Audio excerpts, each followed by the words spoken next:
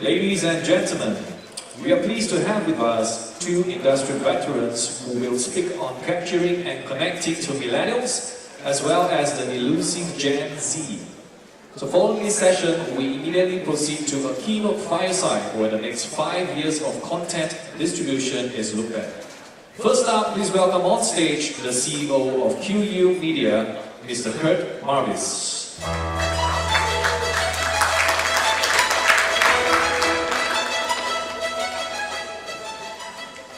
Thank you very much. Let's see if I can figure out how to make all this work. Well, welcome everyone. We appreciate you coming today. I'm going to run through a presentation about the core audience that QU Media targets for all of our content and all of our channel offerings. And then I'm going to bring on stage the chairman of QU India, Andy Kaplan, and we're going to take a look at a couple of questions that we have about the future of what's happening in the television broadcast business, etc. And then we'll take questions at the end of that. So I won't be answering questions until we get into the Q&A here, just so you guys are all aware. So let me see if we can fire away here. So, you know, it's interesting, with all the talk that happens in our industry about millennials and Gen Z, it amazes me all the time how common it is for people not to have a clear idea about what a millennial is or what a Gen Z age group is. Millennials are now 23 to 37 years old, and sometimes people are shocked by that. These are people that are not really what you would typically look at as being necessarily an ultra-young audience or an audience that is particularly sort of underage. These are people that have grown up with the internet as part of their daily existence. So anyone that we look at today as a millennial in that age group effectively grew up at a point where educationally in their home, in terms of what they did in their after-school activities or wherever they may be, grew up with the internet and connectivity as part of their lives. Gen Z is now an age group that's 8 to 22 years old. So the higher end of Gen Z is also not very young. These are kids that are graduating from college. These are kids that are beginning to be very, very important in terms of their purchasing power and their ability to affect what's happening in terms of brands and reactions to brands, etc. And this is also an audience that's grown up having mobile access and the smartphone as part of their daily lives. So the millennial and Gen Z audiences are the audiences, again, that we target, and the ones that we believe are driving what's happening in terms of the revolution around the changes that are happening in television with OTT, etc.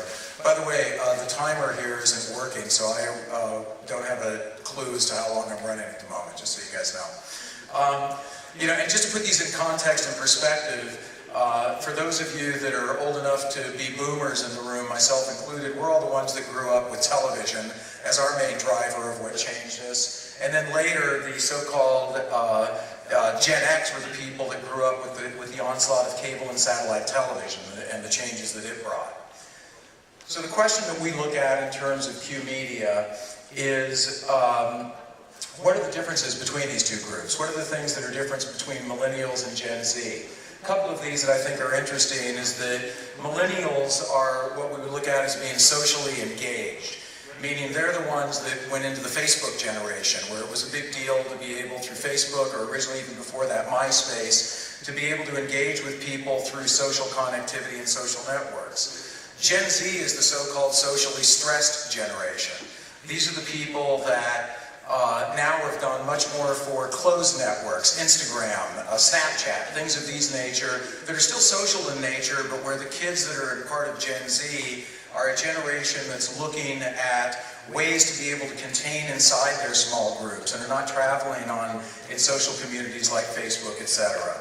Another thing that we think that's interesting about a difference between millennials and Gen Z is the millennials were the ones who wanted authenticity, who wanted brands and advertisers to be able to be authentic in terms of the messages that they were giving. Gen Z has taken that to the next level. Now what they call about being real, or being able to deliver a message for a brand or an advertiser or a message that they want to get out to their constituents, it has to be extremely real, it has to be extremely authentic, and it has to be genuine in terms of the approach that they take. The point really of this is that the difference between Millennial and Gen Z audiences remains something that's distinct. They're not the same, they don't view content the same way, they don't want to watch the same programming, etc. And there's a lot of detail that has to go into programming for each of these groups. What is the place that we look at in terms of what's the similarity between these two groups relative to what's happening in the world of television and media today? The striking similarity between them is that they all love video. It's absolutely amazing in today's world the amount of video that is consumed by these two generational cohorts. Some of the statistics that are on this page are staggering in terms of what you look at. I mean, YouTube today, as it says in one of the bullets there, is now delivered in 76 different languages in 88 countries. Perhaps more amazing than that is that there's 1 billion hours of video that's being watched on YouTube daily. What does this tell us? This tells us that the video that's out there that's being consumed is being driven by the short form video content that is the content that you see not only just on YouTube, but now obviously on Facebook, on Snapchat, on Instagram, on all these different social platforms that are out there. And the amount of video that's being driven through these platforms is changing the face of what's happening for those of us who are in the television and media business. The other piece of this that's interesting is that for the brands that are engaged in these audiences, the last bullet that is there is that they're over every 18 and a half minutes, there's a brand that's posting a video onto YouTube to be able to express what they want to get to that particular audience of millennials and Gen Z customers. So, what do we think about some of the myths that this information is creating? One of the things that we hear all the time is that this audience base of millennials and Gen Z do not watch television. And I always kind of laugh at that because the fact is that if any of you are around people of these age groups, or some of you in this audience are in this age group, they do watch television. When they're watching an episode of Game of Thrones, that's a TV show. When they're watching Orange is the New Black on Netflix, that's a television show. The fact is they're simply just not watching these shows on a television screen. They're watching them on mobile devices, they're watching them on their laptops, they're watching them on iPads, etc., but they aren't consuming television. So the point is that we believe that television content and television style content and television programmed content is still very, very, very relevant to these audiences. The thing that's different about this audience in terms of what they're doing is that it has to be programmed and presented in a multi-screen way. So the content has to be delivered in a way that is truly a whenever, wherever delivery method in terms of the screens that you're approaching. And this is one of the ways that we approach programming for millennials, is we make sure that the content that we're offering works in an any-screen environment. The second thing that we think is interesting in terms of what's happening in the space is the length of the programming itself. Television, in terms of the way that it's delivered today, is very much in either 30-minute or 1-hour blocks, as we all know. This was set up to fit into the traditional television grid system, and we don't think that this is going to exist much longer in terms of what's happening around programming. We had lunch earlier today with someone from a major network that was talking about how some of their programming is now delivered in 2 11-minute blocks as opposed to 1 22-minute block. And so we think that what you'll start to see about the way this content and this programming is delivered is that the half-hour block and the 1-hour block that we've seen in traditional television is going to change, because this is an audience that doesn't care about day parts, they don't care about scheduling, they don't care about what time the show is on.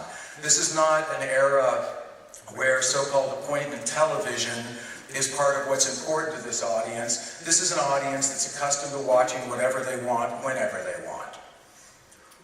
Another myth that sits around sort of this millennial and Gen Z audience is the discussion about whether they're willing to pay for content, and the discussion about whether or not they're willing to sit through advertisements. As many of us know, in the SVOD world, there's a lot of debate that's taken place over price points and the ability of an SVOD service to be able to capture the millennial and Gen Z audience and get them to actually transact with the service.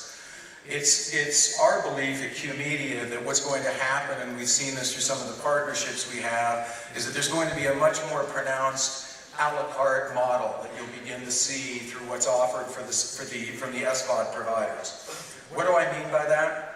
Not only will skinnier bundles than what we're used to seeing in the skinny bundle today begin to happen, but we believe that you'll actually get a menu where you'll be able to on an a la carte basis, select a television channel that you may want through paying micropayments or other things, particularly in countries where there are prepaid offerings and telcos are beginning to get into this with audience with prepaid cards. You'll be able to actually go and select and say, I want this channel, this channel, this channel, and have a total bill of 75 cents or $1 or whatever it may be to get the content that you want. The other thing that we think will happen is that on the AVOD side of the business, that the disappearance will begin to appear even more prevalently from even the mid-roll, pre-roll, and post-roll that we see in today's world. The fact is that the audience of millennials and Gen Z are not willing to sit and watch those pre-roll or post-roll ads, and even more importantly than all of that is the proliferation for them of ad blockers. The amount of ad blocking has not been portrayed among the millennial and Gen Z audience, but the fact is that these kids all are against watching video commercials. All they want to do is get to the content that they want to see. And so we think that what's going to happen is not only is that going to sort of go by the wayside, but the so-called branded entertainment and embedded messaging in the videos themselves is going to be something that you're going to see at a much greater level. So what do we do about all of this at Q Media? The Q Media business has been built around the concept of packaging and putting together short-form video and digital content from the creators that are creating for the millennial and Gen Z audience. What does that mean? That means the creators that are focused on creating content for YouTube, for Instagram, for Snapchat, for Facebook, etc., etc. These are all the creators that we're going to license that content and package that content to go after this audience. Why are we doing that? Because it's been proven, as is shown on the earlier slide, that this content is not only extremely valuable and sought after by this audience, but that it's extremely massive in terms of the amount of it that's available. So what we've done, in the same way that an HBO would curate movie content, or a sports network might curate sports content, we're curating the best content from these digital creators and putting it into one package that is available with basically the best of that video all in one place at one time. The other thing that we've done in terms of how we create these is we've realized that local content is key. I think when you look at what's happening with Netflix, with Amazon, with iFlix, with Hook, etc., all of these content offerings have discovered that local is key.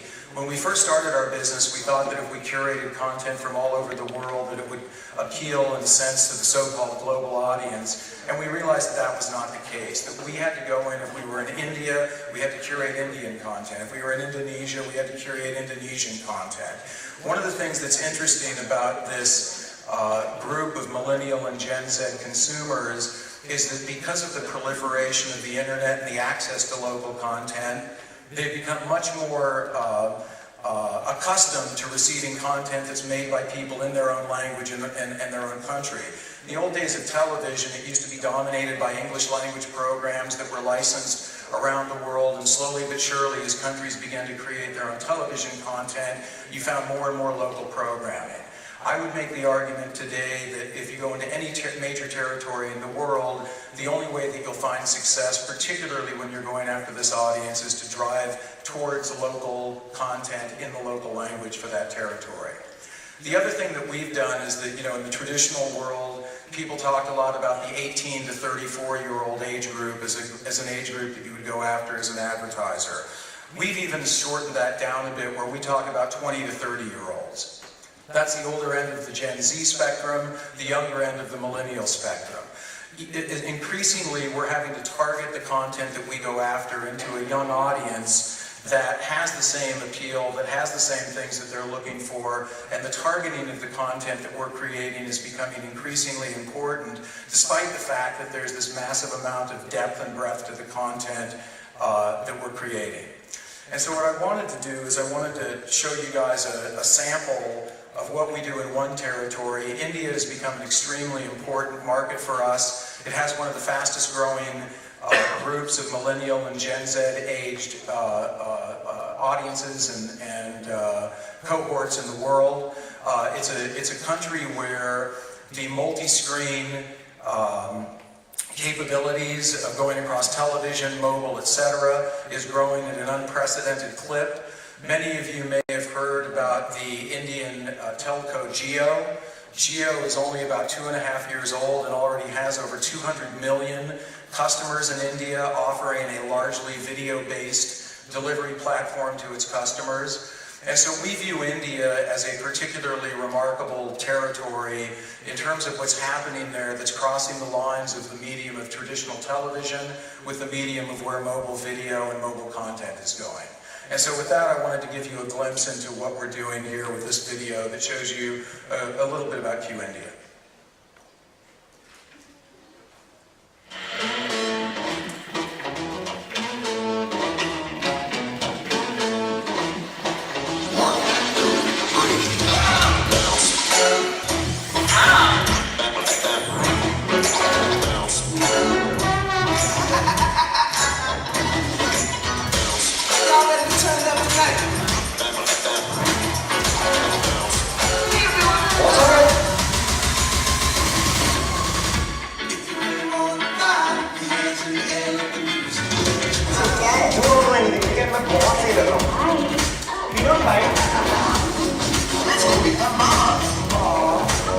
Practices?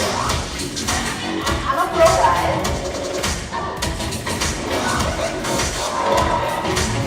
Are you guys ready?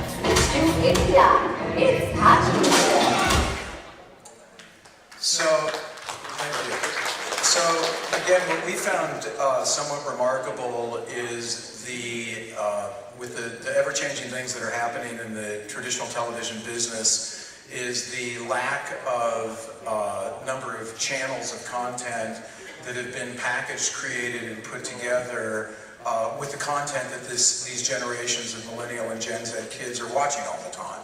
And so when you go and you look at a grid of it doesn't matter what operator, you can pick virtually any operator on planet Earth, and you'll look and they'll have hundreds of general entertainment channels for women, for men, for sports enthusiasts, etc., movie networks, news networks, etc., but they'll have very, very few networks that are targeting the audiences that these people are watching, the content that these people are watching. And so what we designed with Q is to try to actually package and put that content together and create something that can cross both the traditional medium of television into the world of OTT and mobile and other places where this audience is traveling.